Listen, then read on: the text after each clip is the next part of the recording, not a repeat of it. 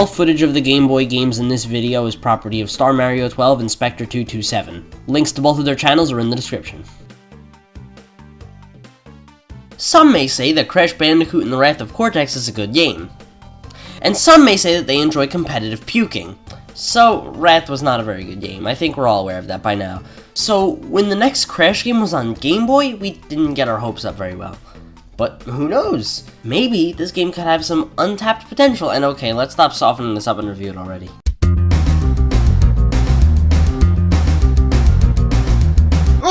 Crash Bandicoot: The Huge Adventure was the first of 3 Game Boy exclusive Crash games that would be developed by a company known as Vicarious Visions.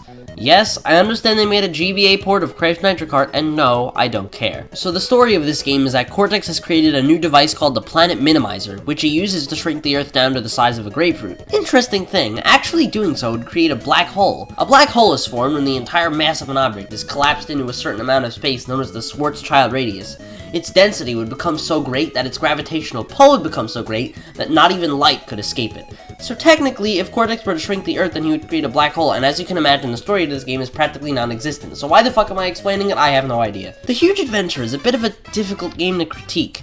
I mean, it's pretty lackluster, but what did you expect? It's for the Game Boy. The Huge Adventure is laid out like the classic Crash games. You need to collect 5 crystals and then fight a boss. After you defeat all 4 bosses, the game ends. There are only 20 levels this time around, which kinda sucks.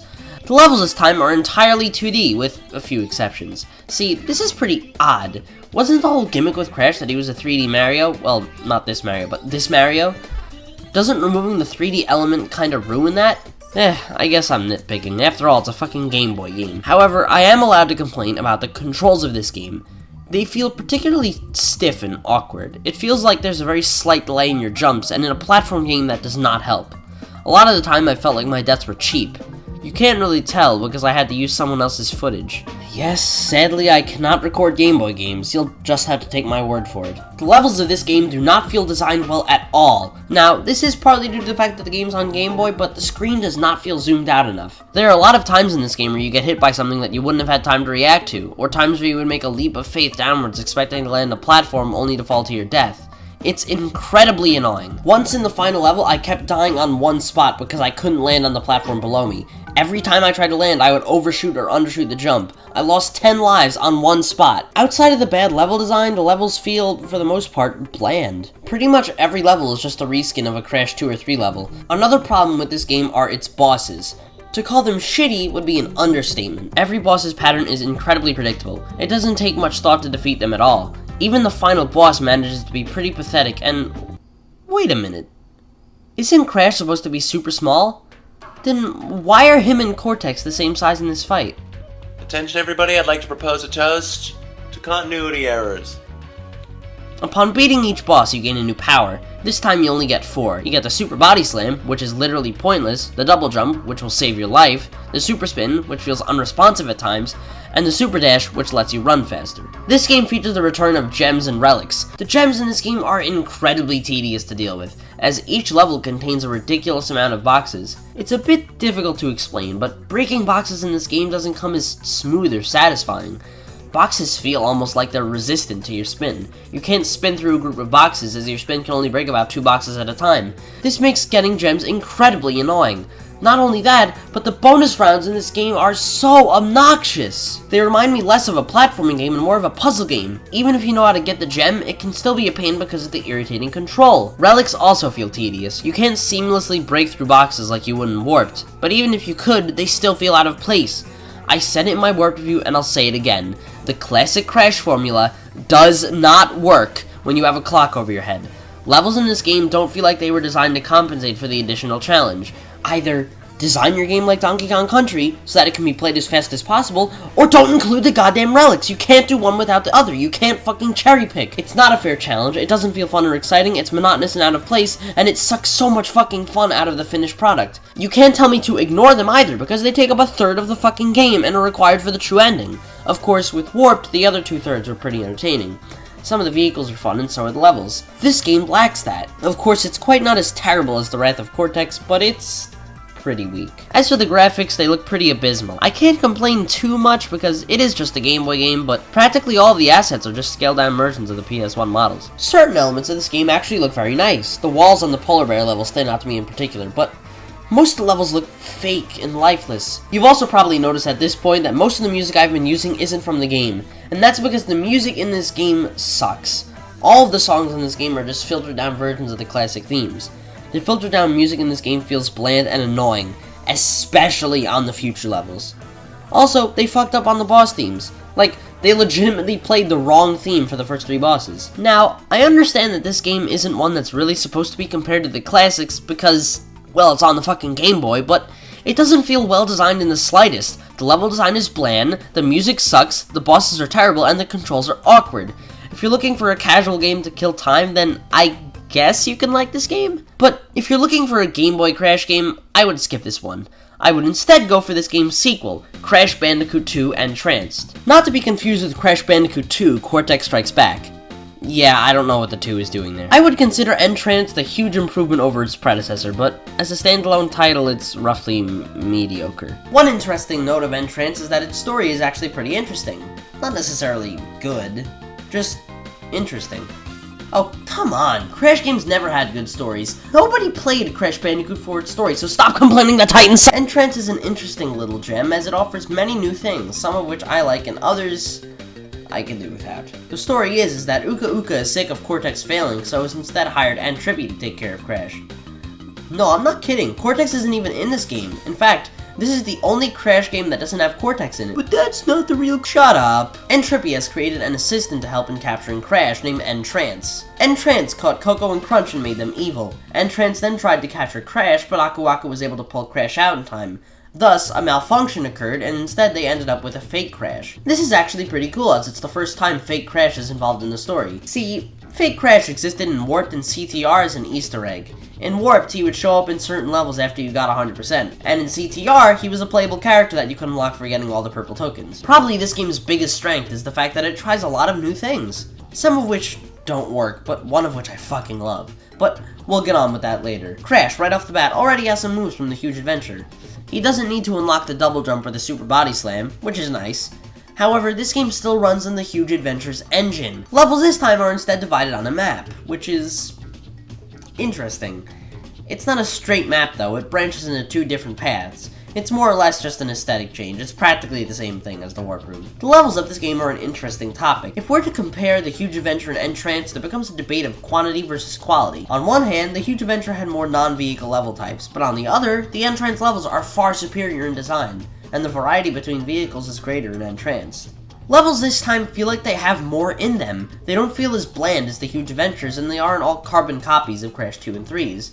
For the most part, the levels are actually somewhat enjoyable. The vehicles control considerably well, and the platforming levels have more variety than that of the Huge Adventures. But unfortunately, one of the vehicles in this game just sucks, and that would be the rolling ball. I hated this fucking thing in the Wrath of Cortex, and I hate it just as much here. This time you can press the A button to brake and the B button to accelerate. The attention to control is nice, but I don't particularly give a shit because I don't like controlling this thing at all. Making the ball control better is like polishing a turd. At the end of the day, it's still shit regardless of how shiny. However, I can say that I would take Coco's levels and the surfboard over these goddamn flying levels any day. The graphics of this game look better than the Huge Adventures. The cutscenes are now animated GIFs instead of still JPEGs. Now that's top quality! This game does do its fair share of borrowing from the classic Crash games, but it also has its own unique arsenal of original assets as well. The music here is also improved. Songs this time aren't just downgraded versions of the classic themes, but instead full-on remixes. The remixes sound nice and don't get too repetitive or sound too bad. This game also features some original pieces as well, most of which I really like. Run from the Sun stands out as a favorite. However, it also reuses some songs from the Huge Adventure, all of which stick out like a sore thumb, such as the Turtle Woods D-Make and the bonus round theme. But for the most part, the soundtrack is pretty good. The goal of the levels is to obtain crystals, which are usually placed along the main path, and you know this already. To get to a boss, however, you need to instead get all the crystals in the area of a map leading up to that boss. There are 5 bosses in this game: Evil Crunch, Evil Coco, Fake Crash, Entrance, and Trippy. With the exception of one, I actually found the bosses of this game to be rather enjoyable. They were all original, they all tried out new things, and I would say they worked. That is, except for one, Trippy. This guy is supposed to be the final boss, but his boss fight in this game is pitiful. Not as disappointing as Crash 2's, but it'd make a good runner-up. His boss fight, and I shit you not, was literally a downgraded 2D version of his warp fight, which wasn't the most phenomenal boss in that game either. I mean, don't get me wrong, his boss fight was awesome, but the real best boss of Crash 3 was Dingodile. I think this is pretty obvious, right? This fight is absolutely amazing. Otherwise, I found the bosses fine. They were memorable and challenging. Speaking of challenge, this game can get pretty damn hard. Putting aside the fact that it uses the Huge Adventure's shitty engine, the levels still feel hard by design. I mean, this game isn't bash hard, but it's pretty fucking difficult. The bosses give you power-ups like last time, but this time you get two new ones. You get the Super Jump and the Super Slide. Both seem useful, but also gimmicky. Gimmicky meaning I only find myself using them when the game clearly wants me to. The powers aren't as nicely integrated into the levels as warps were, and it tends to kinda take you out. Entrance is the any % final boss, however, the true final boss is Entrippy. But there is one thing I love about this game, and I'm bringing it up now. Unlocking Entrippy and getting the true ending does not require the relics. The relics are still there, but they aren't a requirement, and I fucking love this idea. Crash 3 was just obnoxious when you got to the final boss and got a pathetic ending telling you to get until you wasted your time on the fucking shitty fucking fuck relics, you couldn't see how the game actually ended.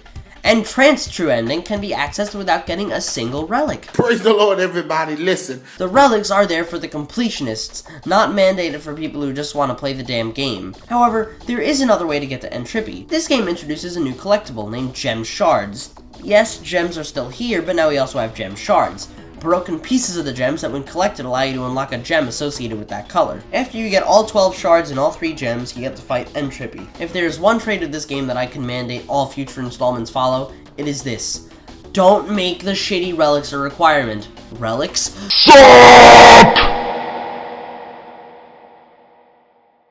Okay, that was a little excessive, but you get the idea. Of course, this doesn't change the fact that the relics are still there. They feel just as out of place and obnoxious as ever. But it's a bit more excusable because they aren't a requirement. However, the gems in this game are a fucking nightmare. And I mean, they are just atrocious. Just as bad, if not worse than the Huge Adventures. Getting all the boxes in the level isn't simple yet challenging. If you don't make a leap of faith on every single inconveniently placed pit, you risk the possibility of missing one of the game's secret paths, which are full of boxes and nitro counters and other crap. Gems also aren't required for the true ending, but they're still there. Okay, this goes for both gems and relics. If they are, in this game at least, tedious and irritating to collect, don't serve any real engaging replay value, and only exist so you guys can go, look, it's a Crash game, then what in the fuck is the point of having them in the goddamn game in the first place? It's like making Far Cry 3 when Blood Dragon is only months away. What the hell is the point? Now, this might sound odd, but I don't think Entrance is a very good game. I mean, yeah, I praised it a lot, but that's only because I was comparing it to the Huge Adventure, which it is much better than. But if you compare it to Crash 3 or 2, it really has nothing going for it, and I wouldn't consider it a very strong standalone title. It tried to be different, and I really do appreciate that, but different doesn't always work, and nowhere is that more painstakingly obvious than this game. It's bland, the final boss sucks, and the engine is shit as always. Of course, I can certainly say it's better than the Huge Adventure, and it's definitely better than Crash Bandicoot Purple Ripto's Rampage.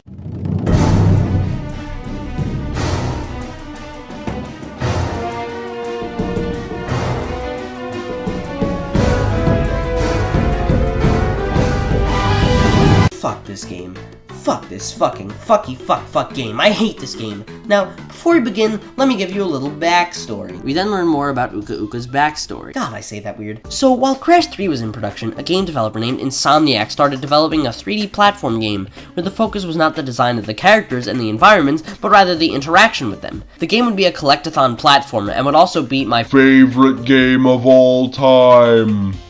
Or to everyone else, Spyro the Dragon. Then would come Spyro 2, the best of the series, and then Spyro 3, and, just like Crash 3, would go too fucking far with the obnoxious vehicles that controlled like shit. Spyro was a pretty popular series of video games that, alongside Crash, dominated the PlayStation. Eventually, Insomniac moved on to try bigger and better things, and Naughty Dog would begin their descent into mediocrity, and now we find ourselves here. Crash and Spyro always had this brother-like relationship. Crash 3 contained a secret demo for Spyro the Dragon, which the cheat code could be found for in the game's manual.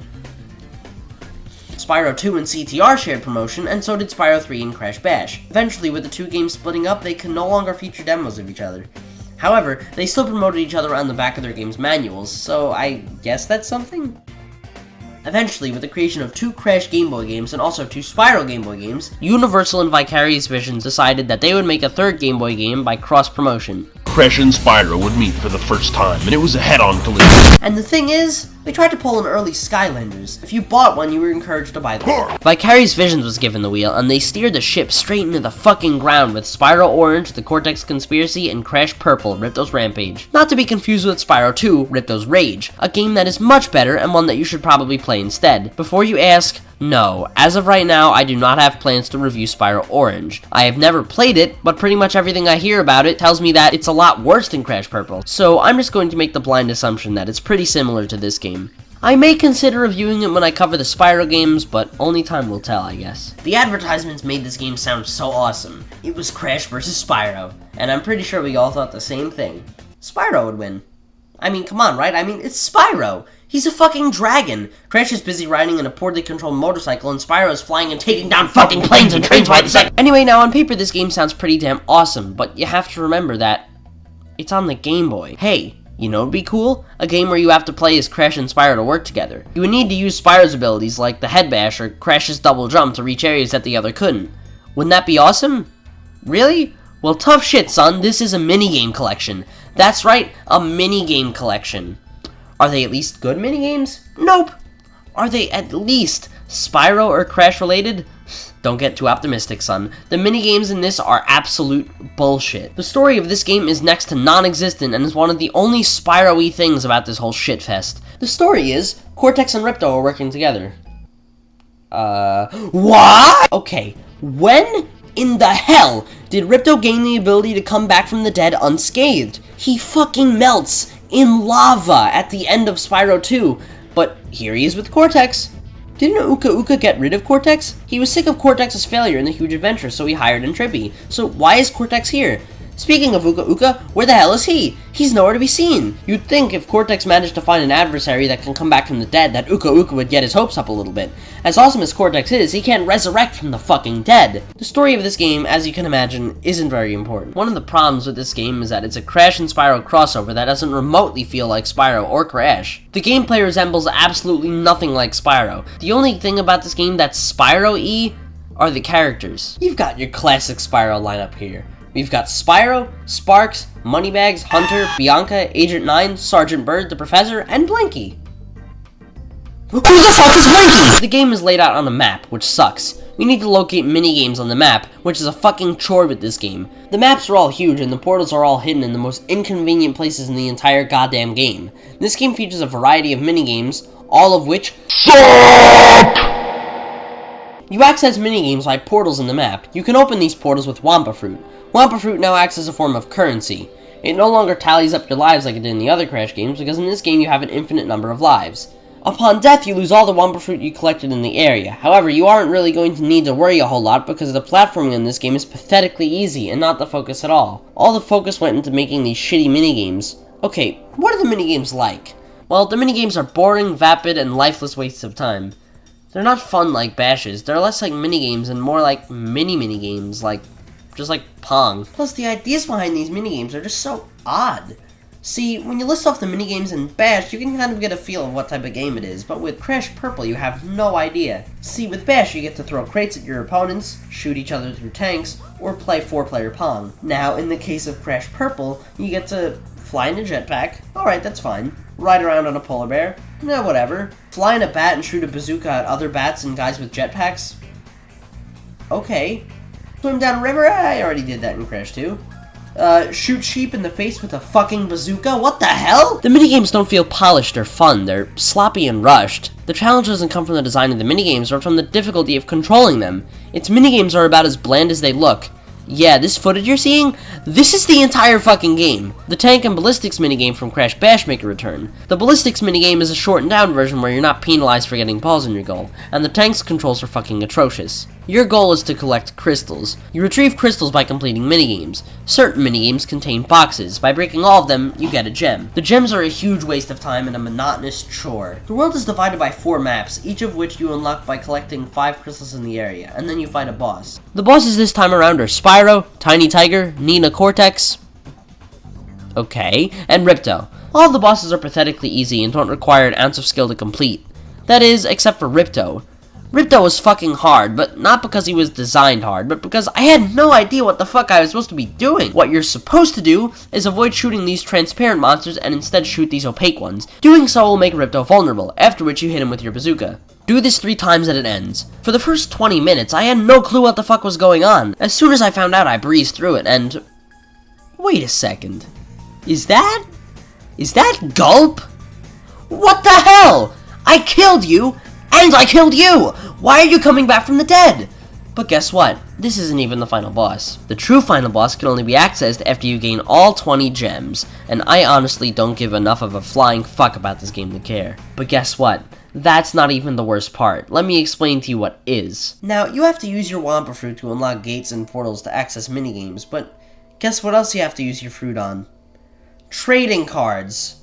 That's right, trading cards. How fucking obnoxiously pointless. But here's the thing with the trading cards. The shittiest part of this fucking game, and the #1 reason that this game is nothing more than a mediocre cash grab is this. To get trading cards, you need to either complete bonus minigames, find them on the map, or buy them from moneybags. Now, here's the cool thing. You can trade your cards, hence the name trading cards, adoy, with other people via Game Boy link cables. However, if you want to get all the cards and the maximum percentage of this game, you need both Crash and Spyro cards. How do you get the Crash cards? By playing Crash Purple. How do you get the Spyro cards? By playing Spyro Orange. This game is only half of the travesty. If you want to get 100%, you need to own both copies. Wow, Vicarious Visions. Just wow. And I used to respect you. How dare you pull a sleazy gimmick like that? Seriously, if Naughty Dog were to look at this game, I imagine the reaction would look a little like this. What the fuck did you do? I gave this to you, motherfucker! Are you crazy? If you gather nothing else from this review, then listen carefully and at least remember this.